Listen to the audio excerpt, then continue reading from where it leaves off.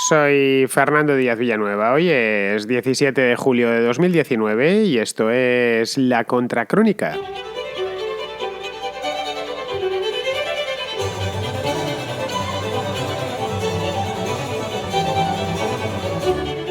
El gobierno de Nicolás Maduro y la oposición han abierto una nueva ronda de negociaciones en la isla de Barbados bajo los auspicios del gobierno de Noruega. Digo nueva ronda de negociaciones porque ya hubo una en el pasado reciente, hace año y medio exactamente, en Santo Domingo, y esta es la segunda. Para Maduro es un nuevo balón de oxígeno que los opositores le entregan de gratis, le están regalando un tiempo precioso en un momento en el que las sanciones internacionales están haciendo mucho daño al régimen bolivariano. La oposición, con Juan Guaidó a la cabeza, se encuentra en un estado de semiparálisis y no sabe muy bien qué camino tomar. Esto es algo que se viene denunciando desde hace ya bastante tiempo, desde hace por lo menos 2 o 3 meses, desde el último fiasco, el de la Operación Libertad, el 30 de abril, que se extendió hasta ya bien entrado el mes de mayo, y no sabe muy bien la oposición por dónde salir. El camino de la calle o la vía de la calle está agotada porque los venezolanos no pueden más y tampoco se les puede exigir más, bastante tienen con lo suyo, es decir, con sobrevivir y conseguir acabar el día habiendo comido algo, y el de tratar de explotar en su beneficio las fallas internas del chavismo, que son unas cuantas, pues tampoco les está dando los resultados esperados. No lo sé, quizá también ellos necesiten tiempo para reordenar prioridades y esperar a que la dictadura termine cayendo por su propio peso. Es sin duda una apuesta arriesgada y sobre todo una apuesta innecesaria.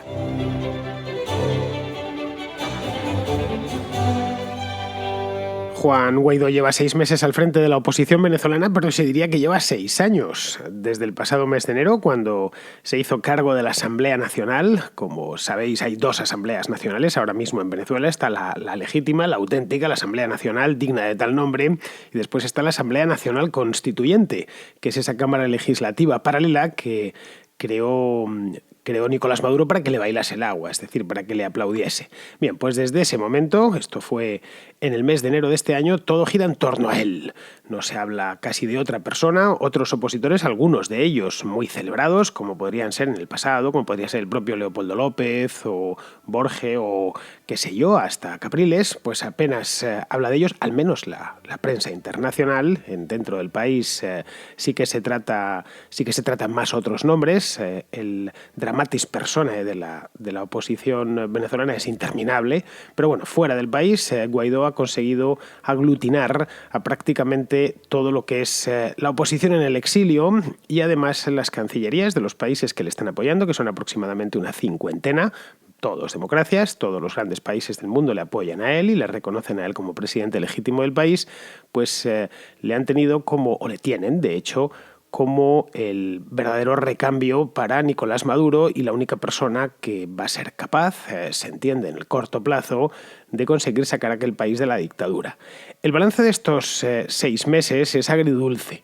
Por un lado, ha devuelto la esperanza a muchos venezolanos y ha conseguido que el mundo por fin sea consciente de la tragedia y actúe en consecuencia de la tragedia de Venezuela.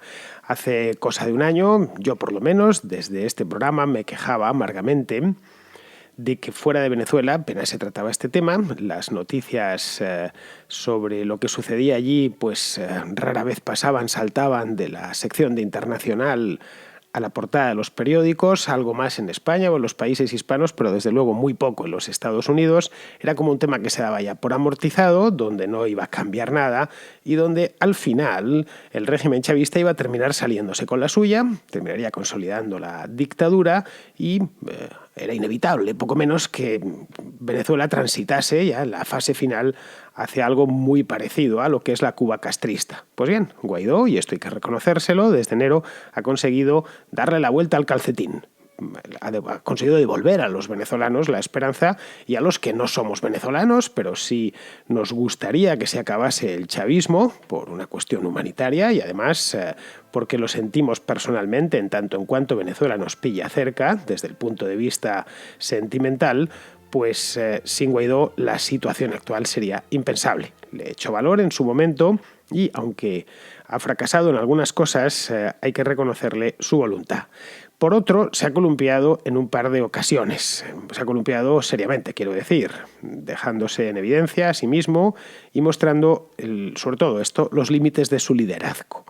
Ni el plan para introducir ayuda humanitaria en Venezuela, desde Brasil y Colombia, esto fue en el mes de febrero de este año, ni posteriormente, ya el 30 de abril, la famosa y celebradísima Operación Libertad, que pretendía derrocar al régimen de Maduro en un solo día, en apenas unas horas. Ninguna de las dos cosas funcionó. De hecho, funcionó, pero en sentido inverso. Maduro sigue apoyado por la Fuerza Armada Bolivariana, está además de una manera muy clara, no es que todos los mandos estén de su lado, pero sí los principales.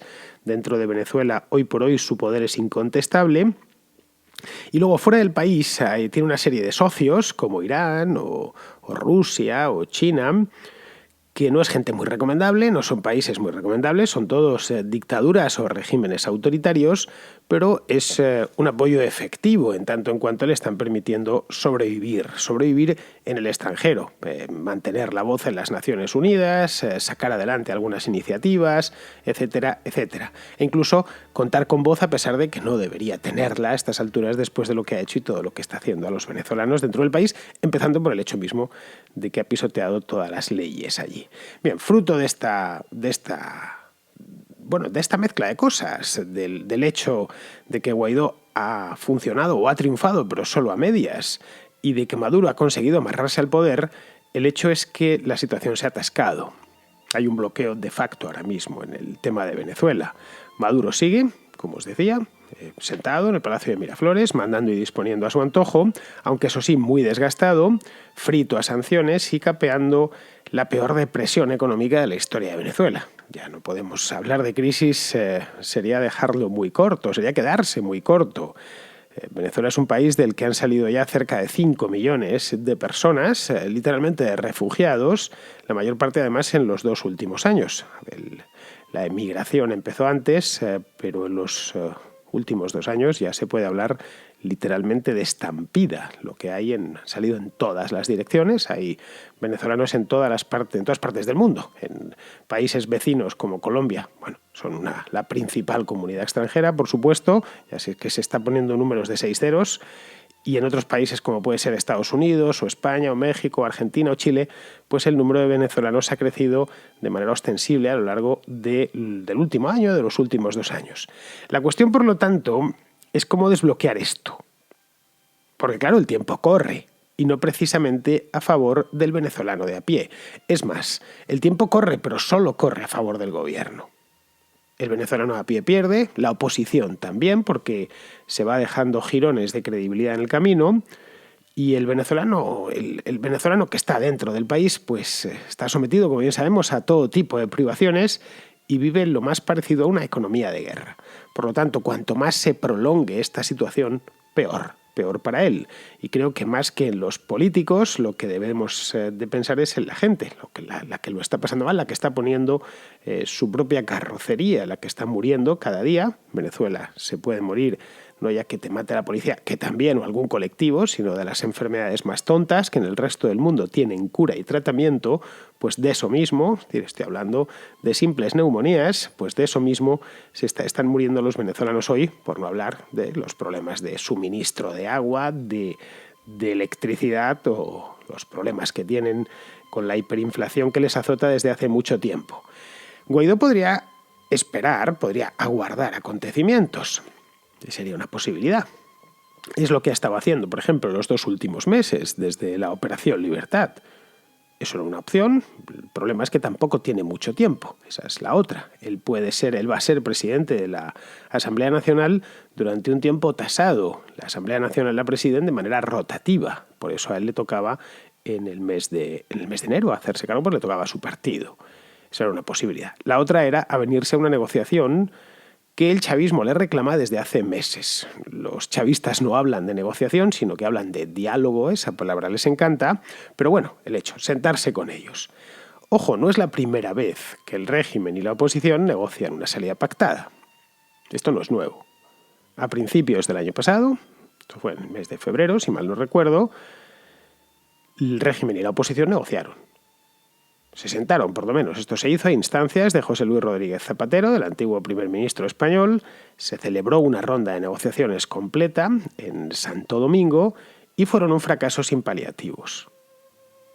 Maduro necesitaba tiempo para ir avanzando en su constituyente y ese tiempo lo obtuvo de manera sobrada, gracias a la ingenuidad de la oposición en aquel momento.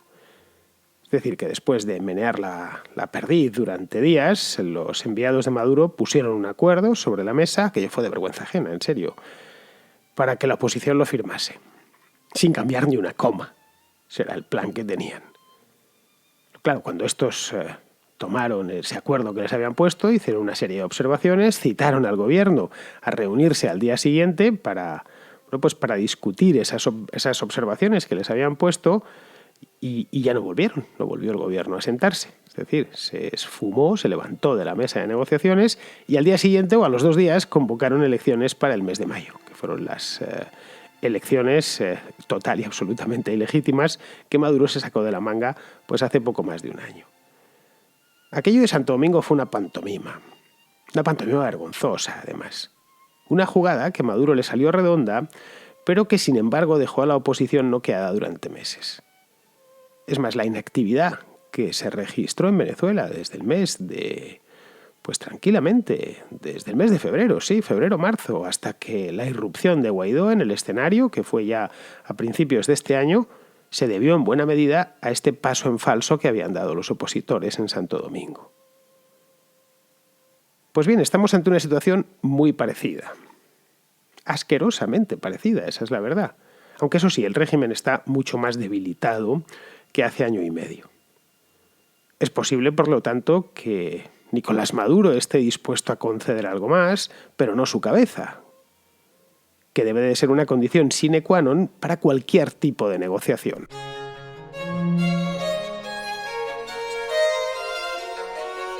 Porque lo que no tiene mucho sentido es que después de haberse desgañitado, hablo por Guaidó, después de haberse desgañitado en la calle y en los medios de comunicación de todo el mundo, tachando a Maduro de usurpador, cosa que por cierto sigue haciendo, después de todo eso, ahora transija y se siente a negociar con él, aunque sea por persona interpuesta, que es como van a negociar, no van a hacerlo personalmente.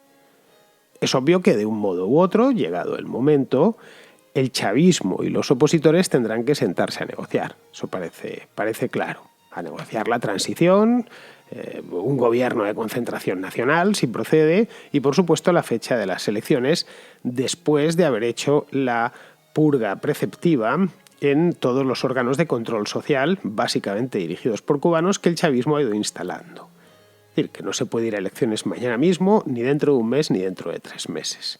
Pero claro, todo esto, que tendrían que negociar lo que quede limpio del chavismo y la oposición, no se puede negociar antes de que Nicolás Maduro y su camarilla más cercana hayan abandonado el poder.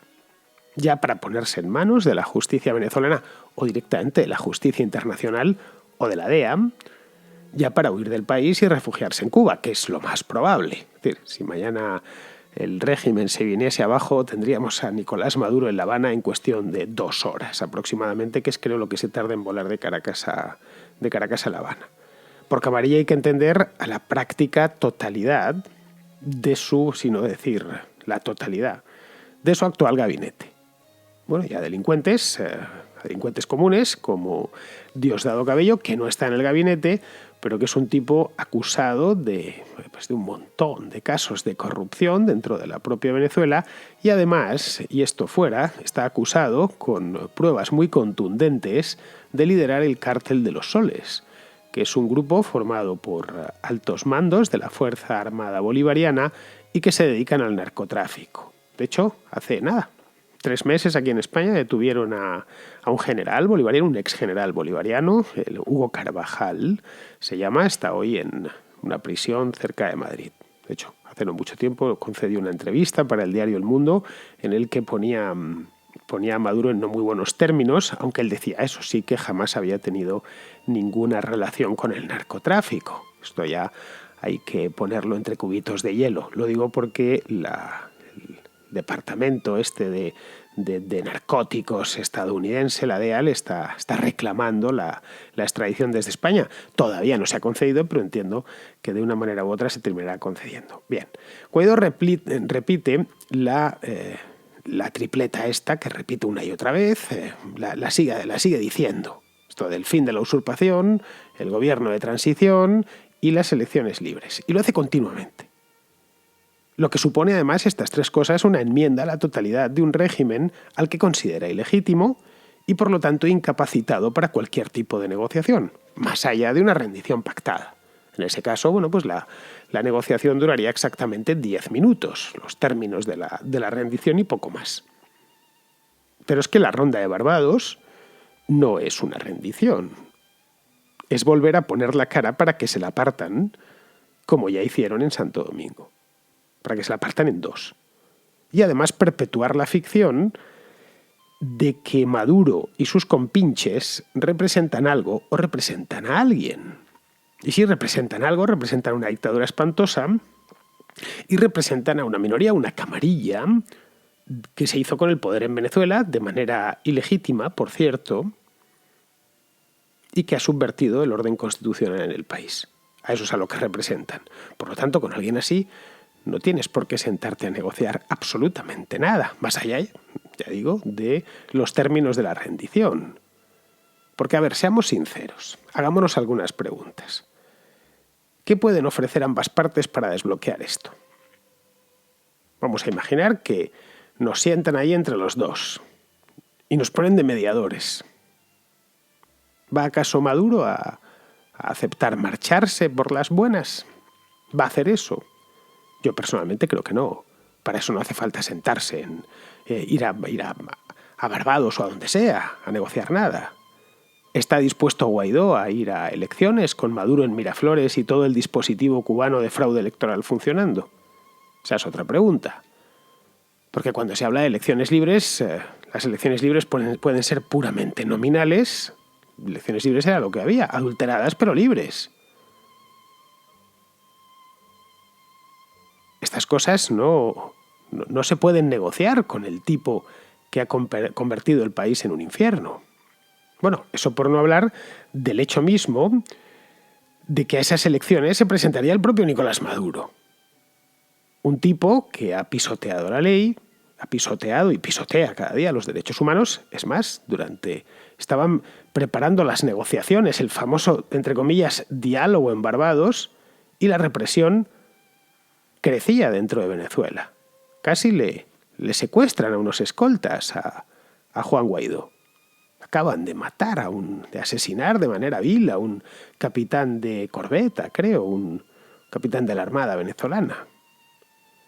Bueno, pues aparte de eso, de pisotear las propias leyes del país, los derechos humanos de miles de venezolanos, pues ha subvertido, como os decía, el orden constitucional, de un modo consciente y deliberado. Porque la convocatoria de elecciones del año pasado, o la creación, cuando se sacó de la manga lo de la Asamblea Nacional Constituyente, fue dar un golpe de Estado interno, un autogolpe, y cargarse el propio sistema chavista, el de 1999. Yo personalmente creo que con alguien así no hay diálogo posible. Es simplemente absurdo. Y constituye un insulto para las víctimas del chavismo, y aparte para las víctimas del chavismo, que son muchísimas, para los presos políticos, que se pudren, de hecho, en las cárceles del régimen, sometidos a torturas y todo tipo de vejámenes. Hace un año, y esto es algo que no deben de olvidar, y parece mentira que haya que recordárselo desde tan lejos, hace un año Maduro formalizó la declaración de guerra contra su propio país, que eso es en lo que consistió el desconocimiento de la única institución que quedaba libre de sus garras, que era la Asamblea Nacional. Es decir, él mismo se puso fuera de la ley. Y lo hizo delante de todo el mundo. Aquí no hay cuestiones opinables. Son hechos constatados en la realidad. Y por lo tanto debe de asumir las consecuencias de lo que hizo, nada más. No recibir el reconocimiento, por muy parcial que sea, de una oposición a la que persigue, a la que encarcela y a la que asesina siempre que cree conveniente. Porque esto no es que haya sucedido una vez, no es que sea algo puntual, es que el Servicio Bolivariano de Inteligencia está para eso. Es una policía política que persigue a instancias del gobierno, encarcela y asesina a los opositores, a los que señala previamente el gobierno. Con alguien así no se negocia. A alguien así se le desconoce la carta de naturaleza. Bien, estás ahí, eres un usurpador, efectivamente, tú y tu camarilla. Sois unos usurpadores y no tenemos absolutamente nada que hablar con vosotros. Guaidó le está haciendo un regalo incomprensible, por cierto, a unas sabiendas de que el coste de ese regalo puede terminar siendo inasumible para la propia Venezuela.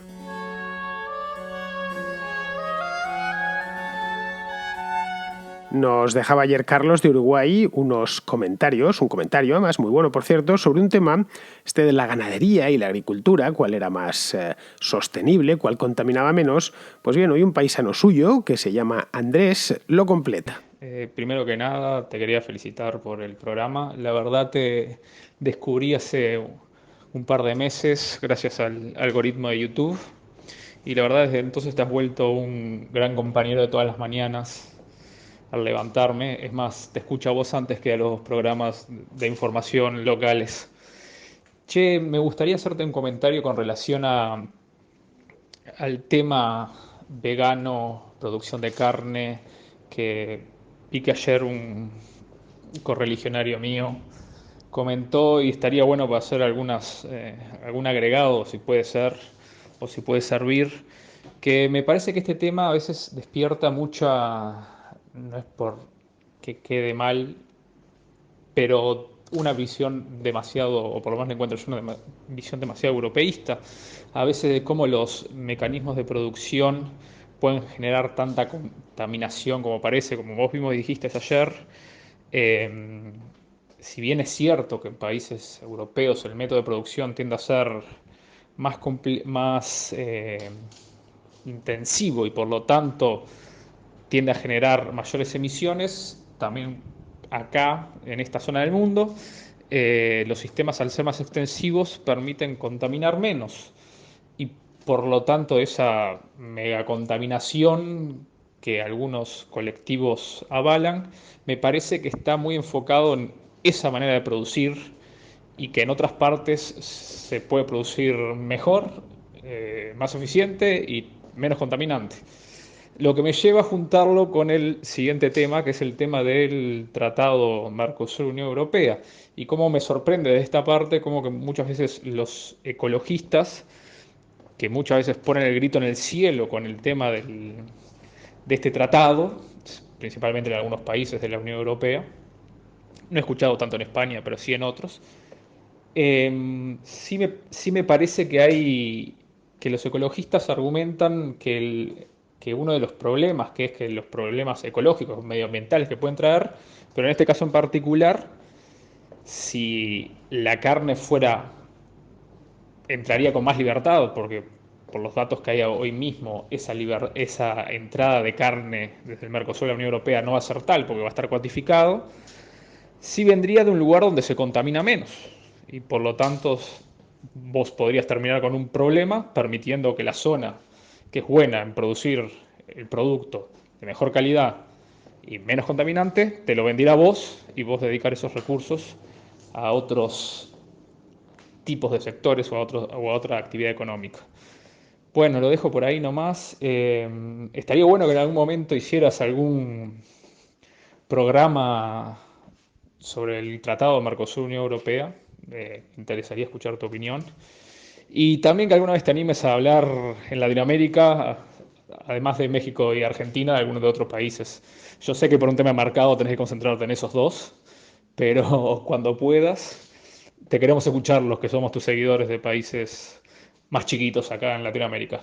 Abrazo grande. Bueno, Andrés, yo personalmente creo que a muchos veganos, no a todos obviamente, pero sí a muchos, lo que más les molesta no es que la ganadería contamine, eso a más a más. Lo que más les molesta es que sacrifiquen a los animales.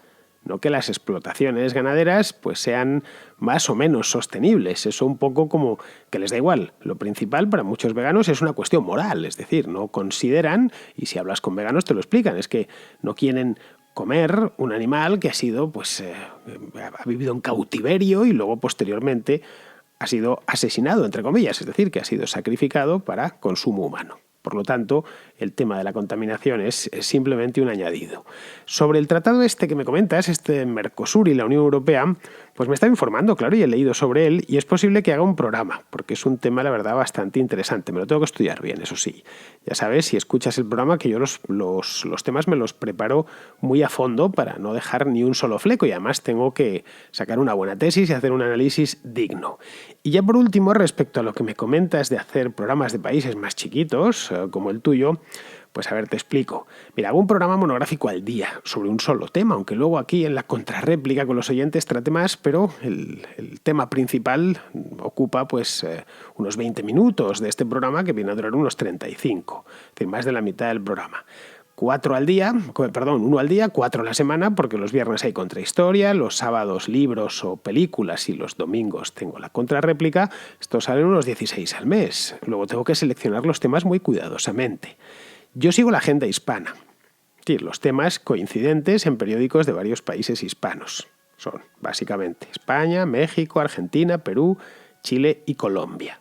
Estos son los temas que sigo. Luego trato, por supuesto, temas de la Unión Europea, temas de Estados Unidos, por supuesto, de China, los que están en la agenda internacional que pueden interesar no solo a los hispanos, sino yo creo a cualquier oyente formado del mundo. Pero bueno, yo se lo entrego a mis oyentes. Bien, esto es lo primero que hago cada mañana, echar un vistazo a periódicos de estos países que te he dicho. Veo lo que se está hablando en cada uno de estos sitios. Voy a la sección de internacional, obviamente, y le echo un vistazo. Me leo las noticias y demás. Miro lo que hay, lo que pasa en Perú, lo que pasa en Argentina, lo que está pasando en México. Voy siguiendo un poco las telenovelas políticas. Algunas las sigo con más atención y otras con menos. Y voy tomando nota de los temas coincidentes y luego ya me decido por ellos. Voy acumulando información y cuando llega el momento, ya preparo un programa. Países más pequeños los sigo también. Especialmente Guatemala, que me interesa personalmente, luego Cuba y también Uruguay, aunque te parezca mentira. Aunque es muy asimilable a Argentina en muchas cosas, tiene su propio sistema político, como país soberano que es. El gran tema hispano del momento, hoy por hoy, es Venezuela, que es el programa que he hecho hoy. Además de Venezuela, he hecho muchísimos a lo largo de los últimos 3 años. Luego están las grandes historias de España, de México, de Argentina, que son algo así como el mismo país en 3 partes distintas del mundo. Vamos, que es el mismo tipo de políticos, idéntica polarización, quejas muy parecidas de la gente, el mismo humor, hacen los mismos memes, los argentinos, los españoles, los chilenos, los mexicanos, ya sabes, la foto de familia completa. En temas políticos, Argentina es el país más interesante, vamos, que no he conocido caso igual, ¿eh? Qué vida política más intensa, por Dios. México me gusta por la dimensión de todo, que es gigantesca. De Chile me gusta su orden y su concierto, pero a la vez que tiene a la izquierda más radical de toda América, al menos de boquilla, ¿eh? Vamos, que estoy convencido que si en 1820, en lugar de habernos separado, hubiésemos formado una federación al estilo de la de Estados Unidos, el Parlamento hispano sería el más entretenido y el más variopinto del mundo.